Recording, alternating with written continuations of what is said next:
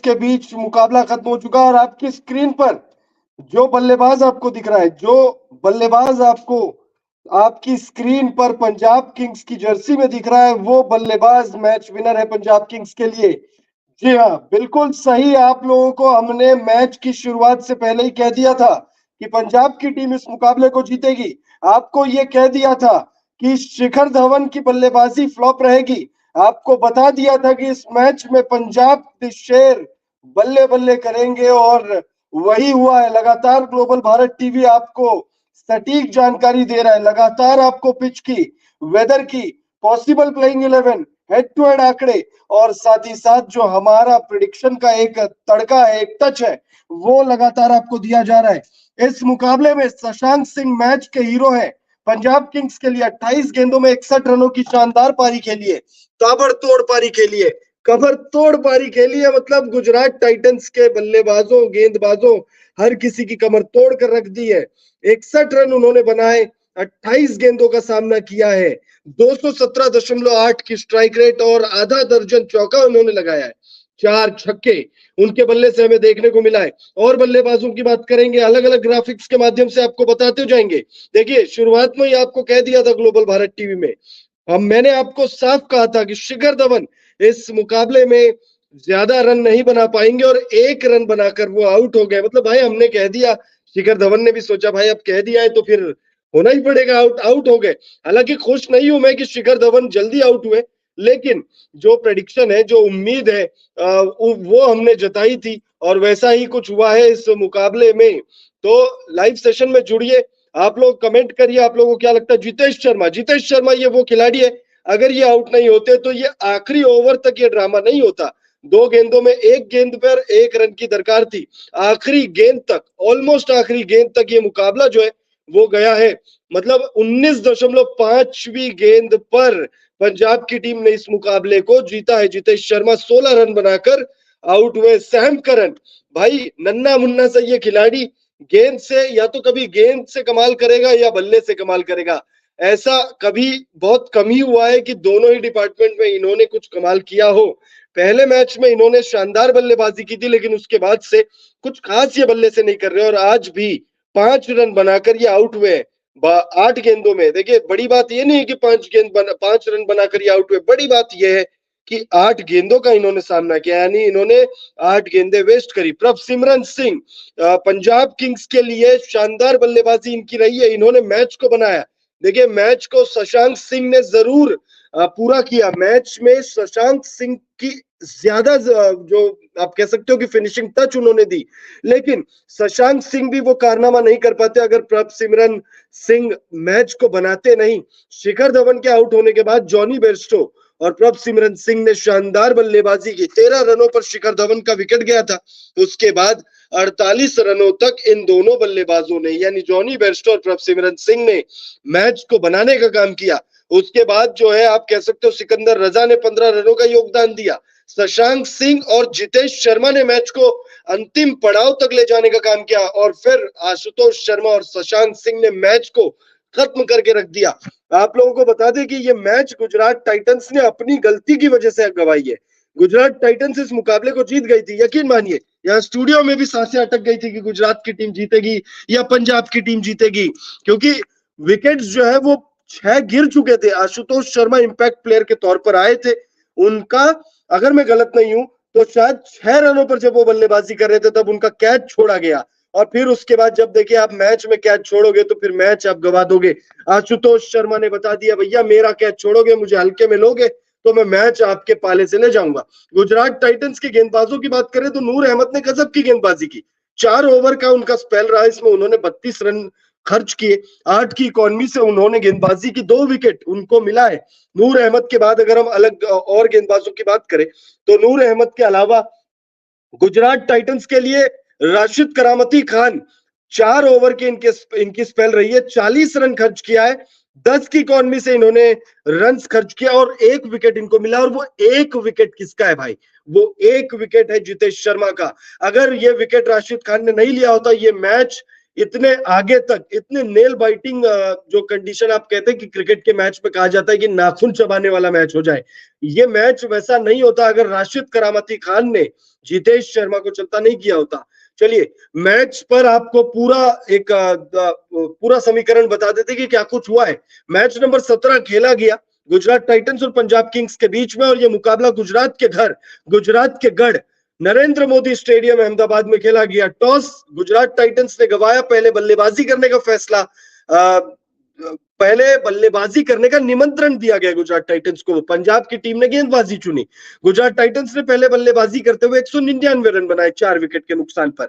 शुभमन गिल ने सबसे ज्यादा 89 रनों की पारी खेली, 48 गेंदों का सामना किया, 6 चौके और 4 छक्के उनके बल्ले से हमें देखने को मिले। 185.42 की स्ट्राइक रेट से उन्होंने रन बनाए। शुभमन गिल के अलावा अगर आप देखोगे तो विलियमसन ने 26, साई सुदर्शन ने 33 और राहुल तेवतिया ने 23 रनों का योगदान दिया। राहुल तेवतिया ने और शुभमन गिल ने पारी को फिनिश किया, 199 रन बनाए गुजरात टाइटंस ने। अब गुजरात टाइटंस ने पंजाब किंग्स को 200 रन टारगेट सेट किया। अब गुजरात को यह मुकाबला जीतने के लिए, पंजाब को यह मुकाबला जीतने के लिए 200 रन बनाने थे। पंजाब के लिए शुरुआत बेहद खराब रही, बहुत ज्यादा खराब रही, बहुत ज्यादा चिंताजनक रही, बहुत ज्यादा निराशाजनक रही। पंजाब के सलामी बल्लेबाज कप्तान शिखर धवन 1 रन बनाकर आउट होते, उसके बाद जॉनी बेयरस्टो और प्रभसिमरन सिंह ने मैच को थोड़ा सा आगे ले गए। 22 रन बेयरस्टो ने बनाए, प्रभसिमरन सिंह 35 रनों का योगदान देते, सैम करन जल्दी आउट हो जाते और उसके बाद सिकंदर रजा और शशांक सिंह, इन दोनों ने मैच को थोड़ा और आगे ले जाने का काम किया। सिकंदर रजा 15 रन बनाकर आउट होते, शशांक सिंह नाबाद लौटे, 61 बनाकर मैच के हीरो, 29 गेंदों का सामना किया, आधा दर्जन चौका, 4 छक्के उनके बल्ले से।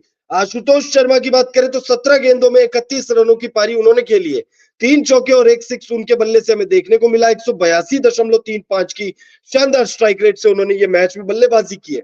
वहीं अगर हम गुजरात के गेंदबाजों की बात करें, पॉइंट्स टेबल भी आपको बताएंगे, इस मुकाबले के खत्म होने के बाद पॉइंट्स टेबल में क्या हाल है वो भी हम आपको बताएंगे, बने रहिएगा हमारे साथ।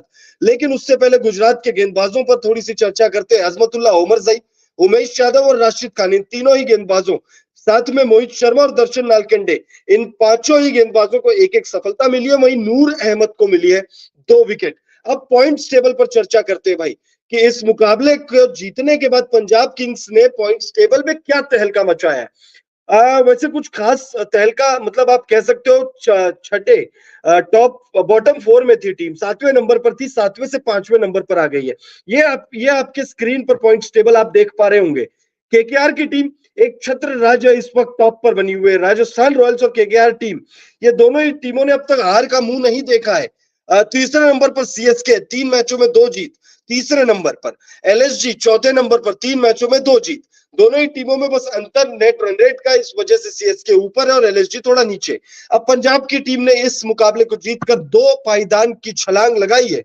पंजाब किंग्स 7वें नंबर से 5वें पर आ चुकी है, 4 मैचों में 2 जीत 2 हार, -0.220 की नेट रन रेट के साथ पंजाब की टीम 5वें नंबर पर आ गई है, यानी टॉप 5 में आ गई। अब टॉप 4 में पहुंचने की जो राह है वो यहां से थोड़ी आसान नजर आ रही है। वहीं अगर हम गुजरात की बात करें तो गुजरात 5वें नंबर से 6ठे पर खसक गई है।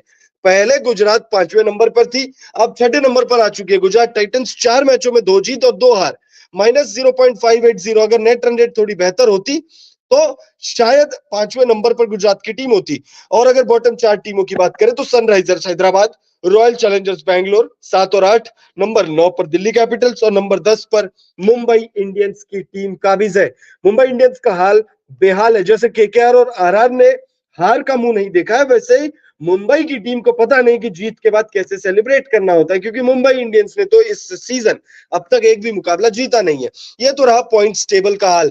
पॉइंट्स टेबल पर मैच नंबर 17 के बाद कुछ बड़े बड़े बदलाव हुए, वो हमने आपको बताया। अब एक बार फिर से बल्लेबाजों और गेंदबाजों की बात करते हैं, लेकिन उस पर चर्चा करें उससे पहले आपको क्या लगता है कि कौन है वो गुजरात टाइटंस के 1-2 खिलाड़ी या 3-4 खिलाड़ी जो आपको लगता है कि इस मुकाबले में विलन है? इस मुकाबले में गुजरात के लिए विलन का काम किसने किया? देखो, हीरो के बारे में तो हम जानते हैं कि शशांक सिंह पंजाब किंग्स के हीरो है, लेकिन विलन कौन है भाई? विलन कौन है जिसकी वजह से पंजाब की टीम को जीत मिली और गुजरात की टीम हार गई?